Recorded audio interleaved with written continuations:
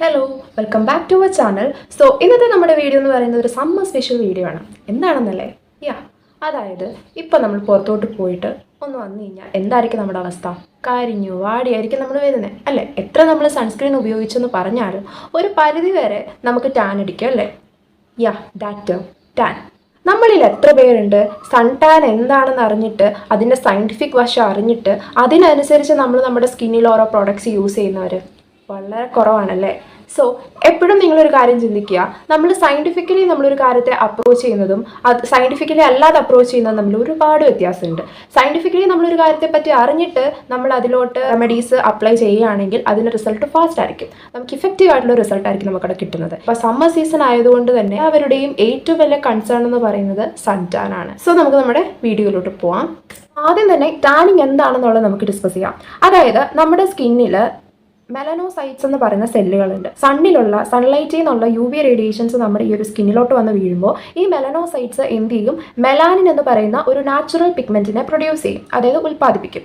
Melanin pigment ഉണ്ടാവുന്നതിന്റെ കാരണമായിട്ടാണ് ആ ഒരു colouration, ഒരു ഡാർക്കായിട്ട് നമ്മൾ കാണപ്പെടുന്നത്. ആക്ച്വലി നമ്മുടെ സ്കിന്ന് ഈ ഒരു മെലാനിനെ പ്രൊഡ്യൂസ് ചെയ്യുന്നത് പ്രൊട്ടക്ഷന് വേണ്ടിയിട്ടാണ്. അതായത് ഓവറായിട്ട്, അതായത് UV റേഡിയേഷൻ വന്ന് വീഴുമ്പോൾ നമ്മുടെ സ്കിന്നിന് ഡാമേജ് ഉണ്ടാവാതിരിക്കാൻ വേണ്ടിയിട്ട് നമ്മുടെ സ്കിന്നിനെ പ്രൊട്ടക്ട് ചെയ്യാൻ വേണ്ടിയിട്ടും പ്രൊഡ്യൂസ് ചെയ്യുന്ന ഒരു പിഗ്മെന്റ് ആണ് ആക്ച്വലി മെലാനിൻ എന്ന് പറയുന്നത്. എക്സസ് ആയിട്ടുള്ള UV റേഡിയേഷൻ ഉണ്ടായിക്കഴിഞ്ഞാൽ അവിടെ സൺബേൺ, അതോടൊപ്പം തന്നെ നമ്മുടെ സെല്ലുകളിലുള്ള DNA ഡാമേജ് ഉണ്ടാവും. DNA ഫോട്ടോ ഡാമേജ് എന്നാണ് പറയുന്നത്. സോ DNAകൾക്ക് ഡാമേജ് ഉണ്ടാവും. സോ ഇവയിൽ നിന്നൊക്കെ നമ്മുടെ സ്കിന്നിനെ പ്രൊട്ടക്ട് ചെയ്യാൻ വേണ്ടിയിട്ടാണ് ആക്ച്വലി എന്ത് ഉൽപ്പാദിപ്പിക്കുന്നത്?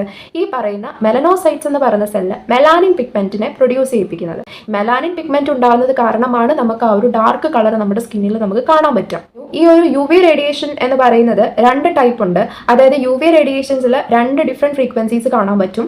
UVA റേഡിയേഷനും UVB റേഡിയേഷനും. പല സൺസ്ക്രീൻസ് നമ്മൾ എടുത്താൽ അതിലൊക്കെ പ്രത്യേകം സ്പെസിഫൈ ചെയ്തിട്ടുണ്ട്. പ്രൊട്ടക്ഷൻ ഫ്രം UVA, UVB, പിന്നെ സ്കിൻ പ്രൊട്ടക്ഷൻ ഫാക്ടർ SPF ഇത്ര, PA+++, അങ്ങനെയൊക്കെ പറഞ്ഞ ഒരുപാട് ടേംസ് നമുക്ക് ആ ഒരു സൺസ്ക്രീനിൽ കാണാൻ പറ്റും അല്ലേ? സോ UVA, UVB പ്രൊട്ടക്ഷൻ എന്ന് പറഞ്ഞു കഴിഞ്ഞാൽ ഈ UV റേഡിയേഷൻ അകത്തെ തന്നെ രണ്ട് ഡിഫറെൻറ്റ് ഫ്രീക്വൻസീസിൽ വരുന്ന റേഡിയേഷനാണ് UVAയും UVBയും. അപ്പോൾ ഈ രണ്ട് റേഡിയേഷൻ കാരണം സ്കിന്നിൽ ഉണ്ടാവുന്ന ഇമ്പാക്റ്റ് എന്ന് പറയുന്നത് ഡിഫറെൻ്റ് ആണ്. ആദ്യം നമുക്ക് UVA റേഡിയേഷൻ, അതായത് അൾട്രാ വയലറ്റ് റേഡിയേഷൻ കാരണം സ്കിന്നിൽ ഉണ്ടാകുന്ന ഇമ്പാക്റ്റ് എന്തൊക്കെയാണെന്നുള്ളത് നോക്കാം.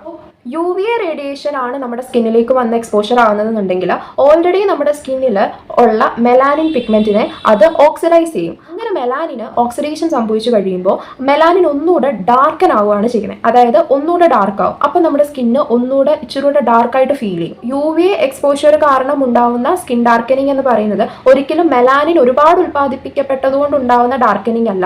ഓൾറെഡി നമ്മുടെ സ്കിന്നിൽ ഉണ്ടായിരുന്ന മെലാനിന് ഓക്സിഡൈസേഷൻ സംഭവിച്ചത് കാരണം ഉണ്ടായ ഡാർക്കനിങ് ആണ്. ഓക്കെ, അതാണ് UVA റേഡിയേഷനിൽ ഉണ്ടാവുന്ന എക്സ്പോഷറിന്റെ ഒരു പ്രത്യേകത എന്ന് പറയുന്നത്.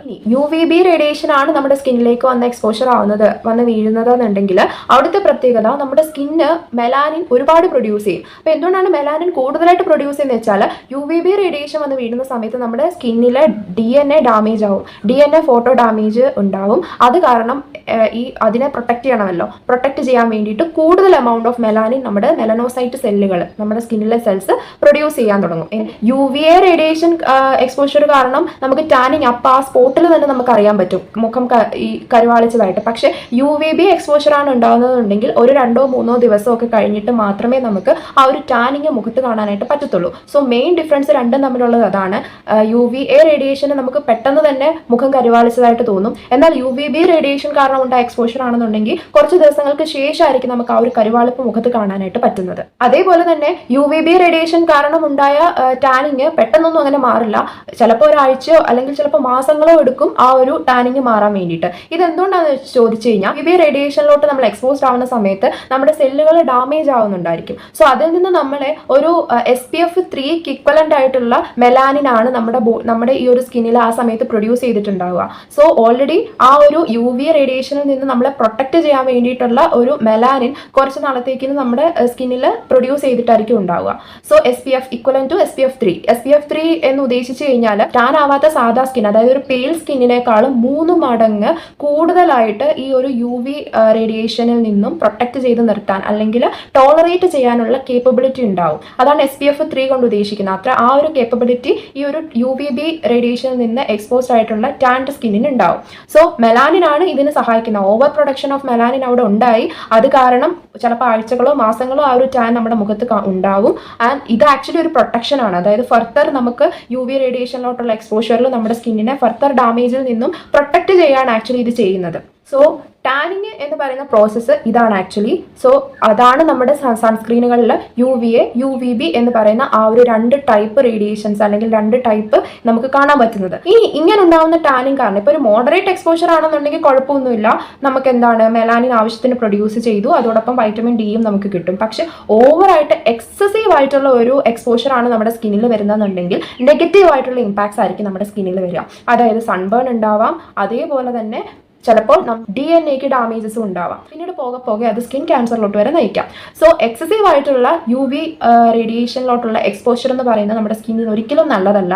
അതുകൊണ്ട് തന്നെയാണ് ഡോക്ടേഴ്സ് ഒക്കെ എന്ത് യൂസ് ചെയ്യാൻ പറയുന്നത്, SPF നല്ലൊരു SPF ഫാക്ടർ അടങ്ങിയിട്ടുള്ള ഒരു നല്ലൊരു സൺസ്ക്രീൻ ഉപയോഗിക്കാൻ ആവശ്യപ്പെടുന്നത്. സോ എന്താണ് ടാനിങ് എന്നും എന്തുകൊണ്ടാണ് ടാനിങ് ഉണ്ടാവുന്നതെന്നും നിങ്ങൾക്ക് മനസ്സിലായി എന്ന് ഞാൻ വിശ്വസിക്കുന്നു. സോ അടുത്ത വീഡിയോയിൽ എങ്ങനെയാണ് നമുക്ക് ഈ ഒരു UV എക്സ്പോഷറിൽ നിന്ന് നമ്മുടെ സ്കിന്നിനെ പ്രൊട്ടക്ട് ചെയ്യാം, ഏതൊക്കെ രീതിയിൽ നമുക്ക് പ്രൊട്ടക്ട് ചെയ്യാം എന്നുള്ളതാണ് അടുത്ത വീഡിയോയിൽ നമ്മൾ ഡിസ്കസ് ചെയ്യുന്നത്. സോ നിങ്ങൾക്ക് ഈ വീഡിയോ യൂസ്ഫുൾ ആയി, നിങ്ങൾക്ക് ഇത് ഇഷ്ടപ്പെട്ടു എന്ന് ഞാൻ വിശ്വസിക്കുന്നു. സോ ഇതേപോലെയുള്ള യൂസ്ഫുൾ വീഡിയോസിനായിട്ട് എൻ്റെ ചാനൽ ലൈക്ക് ചെയ്യാനും ഷെയർ ചെയ്യാനും സബ്സ്ക്രൈബ് ചെയ്യാനും മറക്കരുത്. നമ്മുടെ പുതിയ ചാനലാണ്, അതുകൊണ്ട് തന്നെ നിങ്ങളുടെ സപ്പോർട്ട് ഉണ്ടെങ്കിൽ മാത്രമേ നമുക്ക് വളർന്നു വരാനായിട്ട് പറ്റുള്ളൂ. സോ നിങ്ങൾക്ക് എൻ്റെ വീഡിയോസ് ഇഷ്ടമാണെന്നുണ്ടെങ്കിൽ പ്ലീസ് നിങ്ങളുടെ ചാനൽ ലൈക്ക് ചെയ്യാനും ഷെയർ ചെയ്യാനും സബ്സ്ക്രൈബ് ചെയ്യാനും മറക്കരുത്. കൂടുതൽ ആ ബെൽ ഐക്കൺ കൂടി ഒന്ന് എനേബിൾ ചെയ്തേക്കണേ. സോ അടുത്ത ദിവസം ഇതിൻ്റെ കണ്ടിന്യൂവേഷൻ വീഡിയോ ആയിട്ട് ഞാൻ വരുന്നതായിരിക്കും. താങ്ക്